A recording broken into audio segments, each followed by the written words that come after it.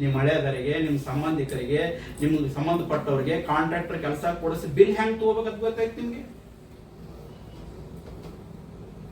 ಅದ್ರ ಬಗ್ಗೆ ಮಾತಾಡ್ರಿ, ತಾಲೂಕಿನ ಅಭಿವೃದ್ಧಿ ಬಗ್ಗೆ ಮಾತಾಡ್ರಿ, ನೀರಾವರಿ ಬಗ್ಗೆ ಮಾತಾಡ್ರಿ, ರೈತರ ಬಗ್ಗೆ ಮಾತಾಡ್ರಿ, ಶಿಕ್ಷಣದ ಅಭಿವೃದ್ಧಿ ಬಗ್ಗೆ ಮಾತಾಡ್ರಿ, ಆರೋಗ್ಯದ ಬಗ್ಗೆ, ಆಸ್ಪತ್ರೆಗಳ ಬಗ್ಗೆ ಮಾತಾಡ್ರಿ, ಮೂಲಭೂತ ಸೌಕರ್ಯಗಳ ಬಗ್ಗೆ ಮಾತಾಡೋದು ಬಿಟ್ಟು ವೈಯಕ್ತಿಕ ಹಿತಾಸಕ್ತಿಗಳನ್ನ ಮಾತಾಡಿಕೊಂಡು ನಿಮ್ಮ ತೆವಲಿಗೆ ಇನ್ನೇನೋ ಮಾಡಿ ಈ ತಾಲೂಕಿನ ಜನರಿಗೆ ಬಲಿ ಕೊಡ್ತಕ್ಕಂಥ ಕೆಲಸವನ್ನ ದಯವಿಟ್ಟು ಅದನ್ನ ಮಾಡಬಾರ್ದು ಅಂತಕ್ಕಂಥದ್ದು ನನ್ನದು.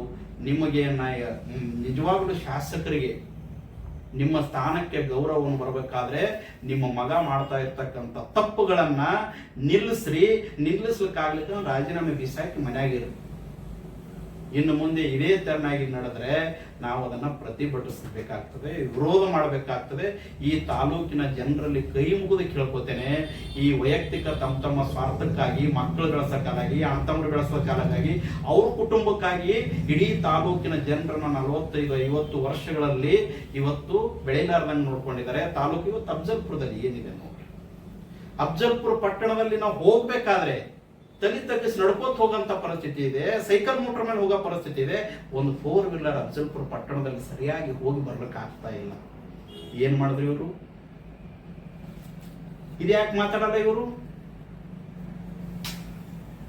ಈ ಸರ್ಕಾರದಿಂದ ಬಂದಂತ ಅನುದಾನಗಳು ಒಂದು ಕಡೆಗೆ ದುರುಪಯೋಗ ಮಾಡ್ಕೊಳ್ಳೋದಲ್ದೇನೆ, ತಮ್ಮ ಸ್ವಾರ್ಥ ಮಾಡ್ಕೊಳ್ಳೋದಲ್ದೇನೆ, ಒಪ್ಪಂದ ರಾಜಕಾರಣ ಮಾಡ್ಕೊಳ್ಳೋದಲ್ದೇನೆ, ಮತ್ತೆ ಈ ತಾಲೂಕವನ್ನ ಹಿಂದೆ ಬೀಳಂತ ಪರಿಸ್ಥಿತಿಯನ್ನ ನಿರ್ಮಾಣ ಮಾಡಲಿಕ್ಕೆ ಹೊರಟಿರುವಂತದ್ದು ಇವರು.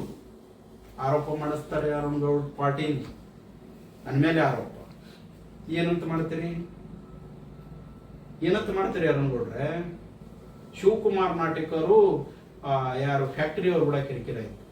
ನಿಮಗೆ ಆತ್ಮ ಸ್ವಾಭಿಮಾನ ಇದ್ರೆ ಹಿಂಗ್ ಮಾತಾಡ್ಸ್ಲಿಕ್ಕಾಗಲ್ಲ. ನೀವು ಆತ್ಮ ಸ್ವಾಭಿಮಾನದ ಮನುಷ್ಯ ಅಲ್ಲ. ಹೇಳ 2006ರಲ್ಲಿ 5ರಲ್ಲಿ ಫ್ಯಾಕ್ಟ್ರಿ ಬತ್ತು. ಫ್ಯಾಕ್ಟ್ರಿಯನ್ನು ನಂಬಿಕೊಂಡು ನಮ್ಮ 3 ಜನ ಕಬ್ಬು ಹಚ್ಚಿದ್ರು. ಚಂದ ಗೊತ್ತಿರ್ಬೇಕು, ನಿಮ್ಮ ಅಪ್ಪ MLA ಇದ್ದ ಅವಾಗ ಏನಾಯ್ತು ಗೊತ್ತಾ? ಕಬ್ಬು ಒಯ್ಲಿಲ್ಲ ಫ್ಯಾಕ್ಟ್ರಿ ಅವರು. ಕಬ್ಬಿನ ಕಾರ್ಖಾನೆ ಎದುರುಗಡೆ ಹೋರಾಟ ನಡೀತು. ಹೋರಾಟ ನಡೆದ ನಂತರ SN ವಾರಿ ಅಂತ ಹೇಳಿ ಒಬ್ರು ತಹಶೀಲ್ದಾರ್ ಇದ್ರು. ಶರಣಗೌಡ ಪಾಟೀಲ್ ಅಂತೇಳಿ ಮಂಟಿಗೆ ಗೌಡ್ರು ಒಬ್ರು KN ಮ್ಯಾನೇಜರ್ ಆಗಿದ್ರು. ತಹಶೀಲ್ ಕಚೇರಿಯಲ್ಲಿ ಸಾಯಂಕಾಲ 7 ಗಂಟೆ ತನಕ ಮೀಟಿಂಗ್ ನಡೀತು. ನಮ್ಮ 3 ಜನ 40 ಜನ ರೈತರಿದ್ವಿ. ಅದು ನನಗೆ ಅವಾಗ ವಯಸ್ಸು 19 ವರ್ಷ ವಯಸ್ಸು. ನಾವು ಕಬ್ಬು ಹಚ್ಚಿದ್ವಿ. ಅಂತದಾದಂತ ಸಂದರ್ಭದಲ್ಲಿ ತಹಶೀಲ್ ಕಚೇರಿಯಿಂದ ನಮ್ಗೆ ಹೊರಗೆ ಹಾಕಿದ್ರು. ನಾವು ಒಯ್ಲಿಕ್ಕಾಗಲ್ಲ ಕಬ್ಬು ಅಂತ ಹೇಳಿ ರೈತರು ಆಕ್ರೋಶಗೊಂಡ್ರು.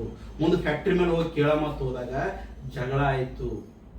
FIR ತೆಗೆದು ನೋಡ್ರಿ, FIR ಹಿಸ್ಟ್ರಿ ನೋಡ್ರಿ. ಅವತ್ತಿನ ಆಯನ್ ಲೀಡರ್ ಇರ್ಲಿಲ್ಲ. ಏನಂತಿದೆ ಅಂದ್ರೆ ರೈತರು ಆಕ್ರೋಶಗೊಂಡು ಆದಂತ ಘಟನೆ ಅಂತ ಹೇಳಿ FIR ದಲ್ಲಿ ರಿಜಿಸ್ಟ್ರೇಷನ್ ಆಗಿತ್ತು. ಅದು ಶಿವಕುಮಾರ್ ನಾಟಿಕರ್ ಹೋಗಿ ಜಗಳ ಮಾಡಿದ್ದಲ್ಲ. ಅವತ್ತು ರೈತರು ಮತ್ತು ಕಾರ್ಖಾನೆ ಅಧಿಕಾರಿಗಳ ಮಧ್ಯೆ ನಡೆದ ವಾಗ್ವಾದ ಸಂಘರ್ಷದಿಂದ ಆದಂತ ಜಗಳ.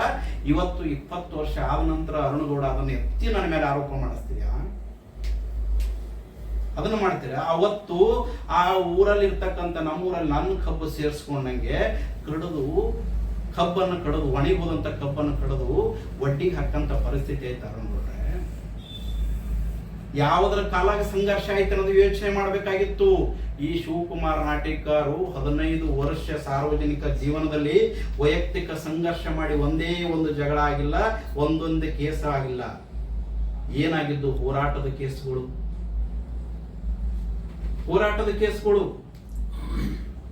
ಇನ್ನೊಂದು ಕಡೆ ಹೇಳ್ತೇನೆ, ವಸೂಲಿ ಮಾಡ್ತಾನೆ.